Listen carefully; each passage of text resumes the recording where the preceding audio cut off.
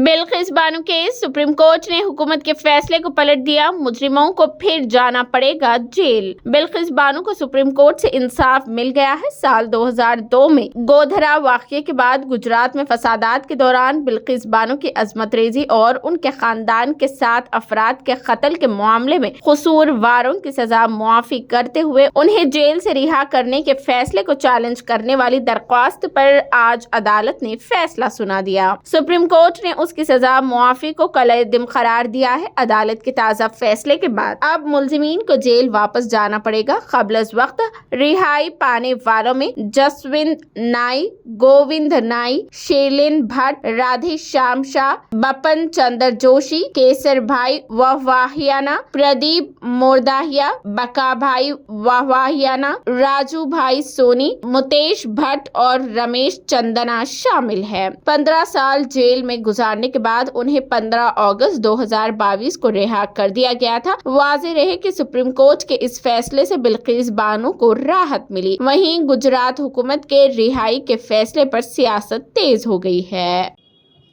मैं शुरू से ये कह रहा था कि बिल्किस बानो के रेप में उनकी बेटी की, उनकी माँ की और दूसरे महिलाओं के रेप और हत्या में उस वक्त की बीजेपी की सरकार, जब मुख्यमंत्री नरेंद्र मोदी थे, वो उन्होंने उन खातियों का साथ दिया था, उन रेपिस्ट का साथ दिया था। बिल्किस बानो का रेप हुआ, उनकी मासूम बच्ची का कत्ल हुआ और बिल्किस बानो ने ये लड़ाई खुद से लड़ी इंसाफ के लिए,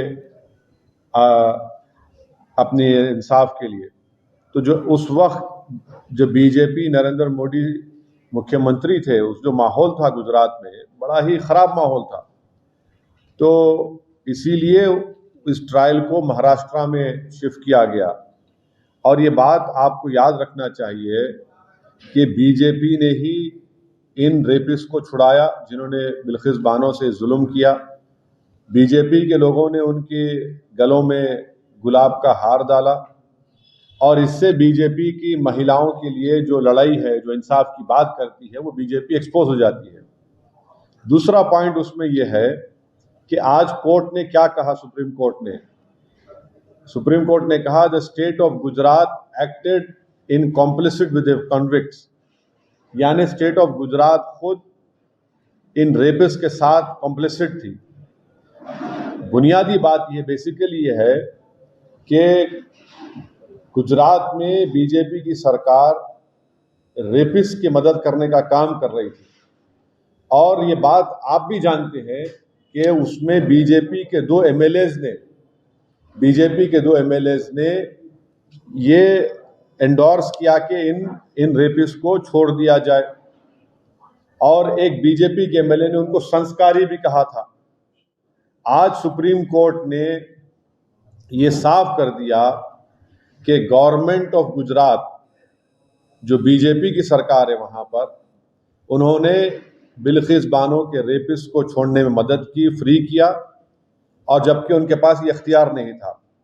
मैं सुप्रीम कोर्ट के इस फैसले का वेलकम करता हूँ, खैर मुकद्दम करता हूँ और उम्मीद करता हूँ कि मुस्तकबिल में, फ्यूचर में कोई भी सरकार इस तरीके से एक्ट नहीं करेगी जिससे रेपिस्ट को छोड़ दिया जाए।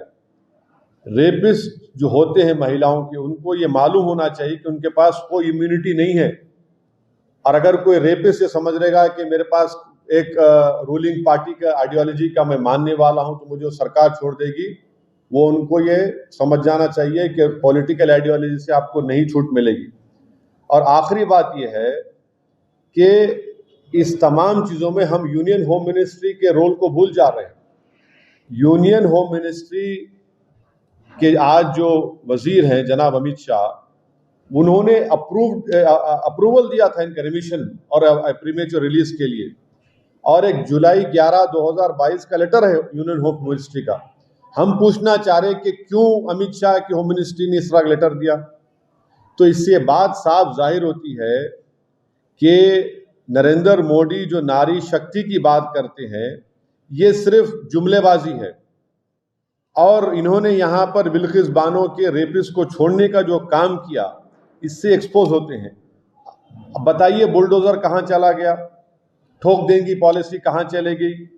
बीजेपी बिल्किस बानो के रेपिस्ट को छोड़कर बीजेपी आज रेपिस्ट के साथ खड़ी हुई है, चाहे वो सरकार में हो, सेंटर में हो या स्टेट में हो। बीजेपी की सरकार ने इनको छोड़ा, और क्यों छोड़ा? इलेक्शन से पहले छोड़ा, गुजरात के विधानसभा के चुनाव से पहले। अब बीजेपी इस जजमेंट के बाद खामोश क्यों है? बीजेपी आज बीजेपी को खामोशी तोड़नी चाहिए। हम ये डिमांड करते हैं कि बीजेपी और नरेंद्र मोदी की सरकार बिल्किस बानो से माफी चाहे, बिल्किस बानो से माफी चाहे, क्योंकि सुप्रीम कोर्ट ने ये कही